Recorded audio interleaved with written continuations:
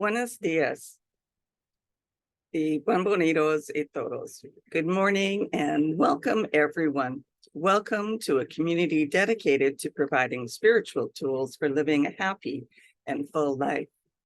My name is Karina Shear, and I'm the spiritual director and founding minister here at the Center for Spiritual Living Puerto Vallarta. If you would like to join us for the live Zoom meeting, please contact me for the link and password or check on our website, www.cslpv.org. The link is posted on the weekly talk section. Today is Sunday, July 16, 2023. And we are continuing with our annual theme, which is Living Out Loud. And our topic for this month of July has been Speaking Truth to Circumstance. Today, our topic title is Standing on Shiva. A book that you might be interested in reading this month is What's in the Way is the Way by Mary O'Malley. So at this time, I'd like to truly welcome everyone, including those that are new to our teaching and to our center here in Puerto Vallarta. Whether you're here live on the Zoom call or watching the replay at a later date. We teach a philosophy called the Science of Mind, where we honor all faiths, all paths, all traditions, and everyone is truly valued and supported and welcomed here. So welcome. As I mentioned, we teach a philosophy called the Science of Mind, and it's a teaching based on new thought and ancient wisdom. We offer spiritual tools and principles to promote personal growth, and we honor diversity in all aspects so that we can see and appreciate the great oneness that already exists everywhere and within everyone. When Dr. Ernest Holmes was asked to provide a definition of the Science of Mind teaching, he had replied that it is a correlation of laws of science, opinions of philosophy, and revelations of religion applied to human needs and aspirations. So each week we offer a service with an inspirational message. And if you would like to have a one-on-one connection for a spiritual mind treatment to assist you with whatever changes are going on in your life or whatever you are experiencing or would like to experience more of, then please contact me to set up an appointment. And if you would like to commit to being a member of the Center for Spiritual Living Puerto Vallarta for this current year, or if you would like to be on our board of trustees, then please contact me so you can be sent the current application form. I'd also like to remind you to like and subscribe to our YouTube channel and Facebook page. And if you're interested in learning more about the Science of Mind teaching, we'll be offering some new classes starting in September. We'll have a few interesting workshops as well, and that information will be mentioned in our morning or our weekly announcements, and will also be posted on our website. So check for those later. And also, let me know if there's a book study, a workshop, or a specific course that you would be interested in taking as well, so that we can plan that on our calendar. And now let's together review our purpose, vision, and mission statements. We have a grand purpose here each week, and that is to awaken and celebrate diversity and to love and serve our community.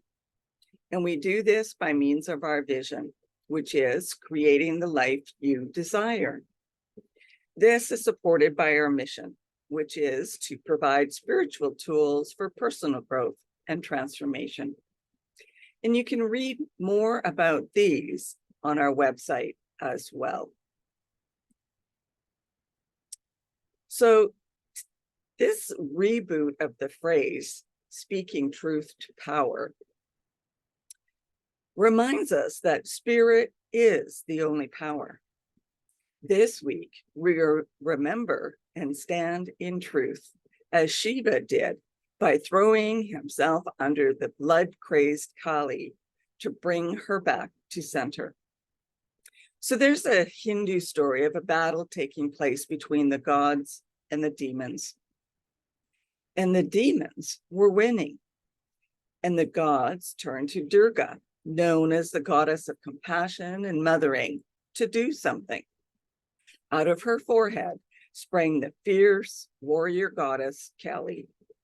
Kali proceeded to destroy the demons, but in her frenzy, then began killing everyone else. Shiva, the destroyer of illusion, threw himself under her feet, allowing her to come to herself and stop mindlessly killing. So when we go to war with our conditions, we can get lost in the battle as well, forgetting what our real purpose is. So grounding in truth brings us back to remembering. I'd like to share this quote from Ernest Holmes. He said, "The whole of spirit is potentially focused in our individual objective consciousness, but we have not yet evolved to a realization of this, except in a slight degree." So the spell of illusion can sometimes drive us crazy. And there is so much to do and so many demons to slay. So we can get pulled off our path, known as the truth.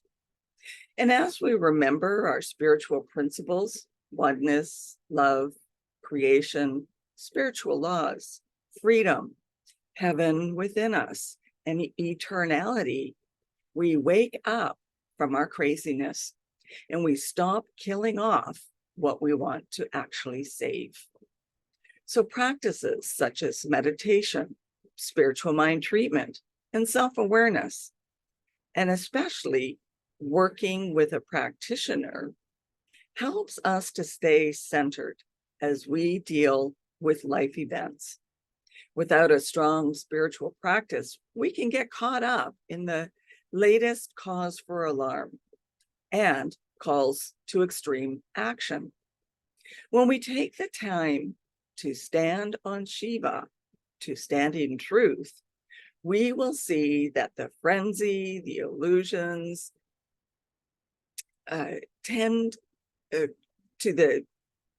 we will see beyond the frenzy and illusions to the essence of the situation. And then we're able to create effective solutions. And this is where we'll be able to apply the creative process in life-enhancing ways. Tom Johnson wrote this in Action Does It.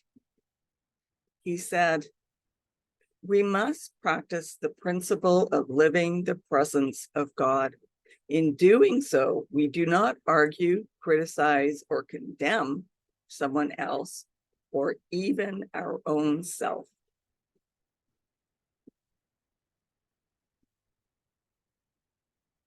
So in that Hindu story I explained to you has several symbolic elements. First, the main demon has a gift that, if cut, any drops of his blood that touches the ground results in a duplication of himself. And this archetype shows up in many cultures. It represents the experience that no matter how hard we try, the problem that we're trying to solve will just grow and grow. There seems to be no solution. So faced with this, we can become hopeless. In this story, the gods are losing hope and they turn to Durga. It is interesting that a goddess known for compassion is the one to whom they turn. Compassion is defined by the Merriam-Webster dictionary as a sympathetic consciousness of others' distress together with the desire to alleviate it. It is that second part, the desire to alleviate, that moves compassion out of ineffective pity.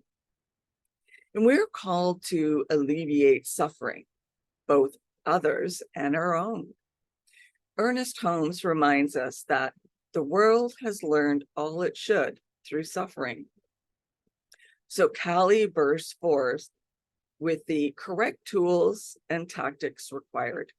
She has a bowl to catch his blood and the ability to devour his duplications. Eventually, his head is severed.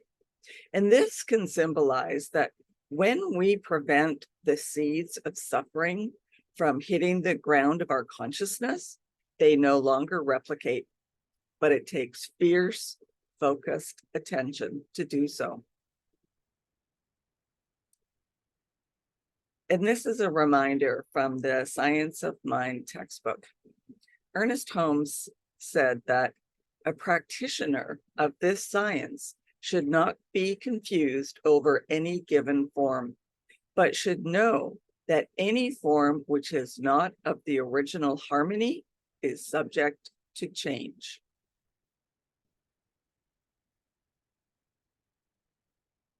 So did you know that the word evil is live spelled backwards? So perhaps we can use this metaphor to realize that there aren't any real evil people or forces in the world, just people living backwards who use the life force to create harm and devastation instead of creating greater expressions of aliveness, love, and joy.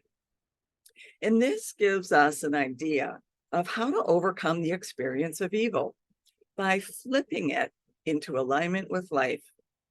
When we no longer provide a grounding for the idea of evil in our minds, we will see that people and circumstances appear differently.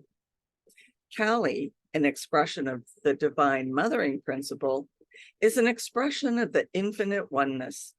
As such, she is able to absorb those seeds of the demon without them growing within her.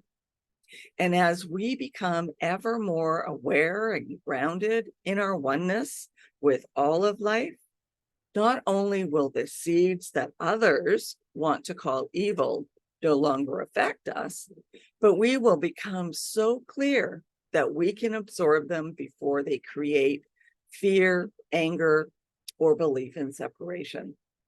Like Kali, we must be fierce practitioners of truth in order to be truly effective in shifting consciousness and thus circumstances, both in our world and in the greater world. Sally Kempton wrote this: whether Kali seems terrifying, fascinating, or loving depends on our state of consciousness and our level of both emotional and spiritual development. But she always invites us to a radical form of ego transcendence.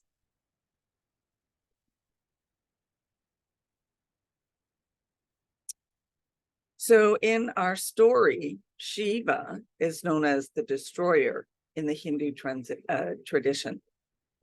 And he is often considered part of the trinity of creation, maintaining, or protecting creation, and destruction of creation, so that something new may emerge. Ernest Holmes reminds us that spirit is forever taking form and forever deserting the form which it has taken. And when we recognize that this too shall pass, we begin a calmness in our emotions. And we can take on causes, seek to improve the world and ourselves, while realizing that those demons we face will pass. And this too shall pass. Our challenge comes in wanting instant gratification. We want it now. While the entirety of the divine is always present now, we would be blown into non-existence if it all expressed now. We must allow the flow of the divine nature to take place at a pace that we can handle. Ernest reminds us that there is no process of healing, but there is generally a process in healing. This process is the time and effort which we undergo in realizations of our truth. Thomas Troward said this: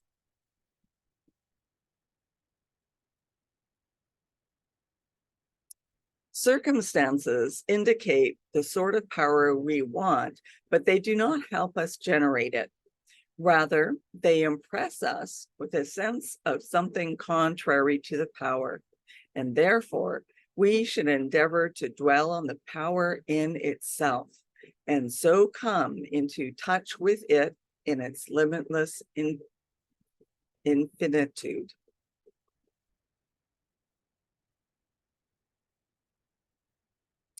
So in conclusion, out of our compassion for the world, we must take action to alleviate suffering.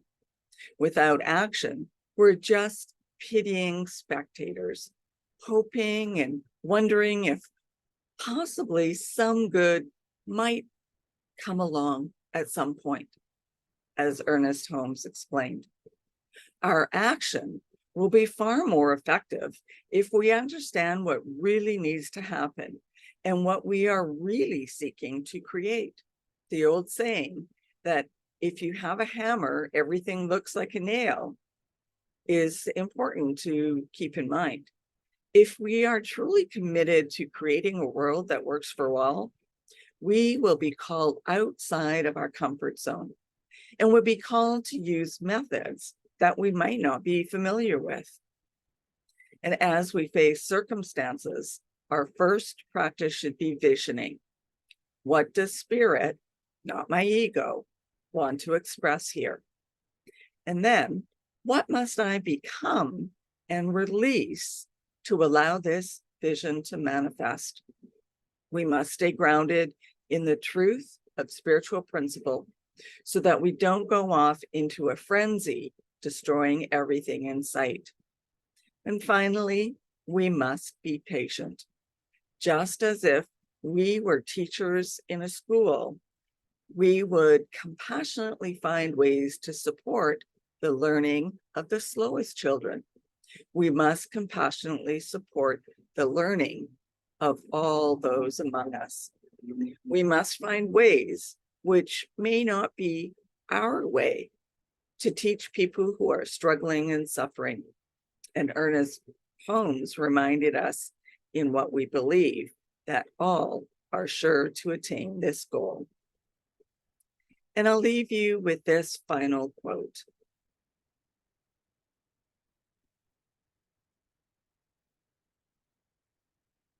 When the power comes from within us and we claim it as our own, then we no longer have to affirm ourselves by dominating others.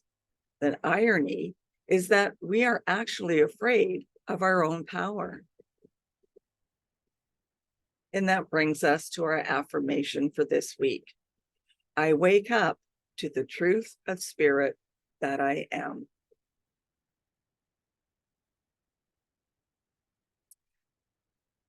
So donations are gratefully received through our PayPal or Tithely on our website, www.shivapodcast.com. www.cslpv.org. You'll find the links to both PayPal and Tithely on both the landing page and on the video replay page. So if you have been spiritually fed here at the Center for Spiritual Living Puerto Vallarta, we would gratefully receive your donations. And if you still like to write out a paper check, you can address it to CSLPV number 403, 2125 Birch Road, Kelowna, BC, V1Y8N1. And now, if you would like to join me in our offertory affirmation. I know that my giving blesses and multiplies all that I am, all that I have, and all that I give and receive. I do give eternal thanks for the abundance that is mine to share.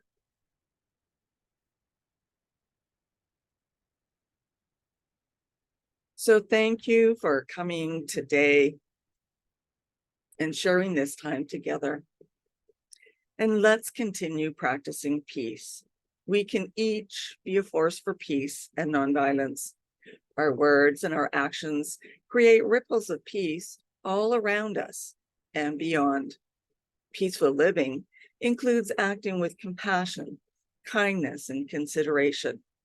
And it also includes standing up against injustice. So may peace and love be with you. Blessings to all. Namaste.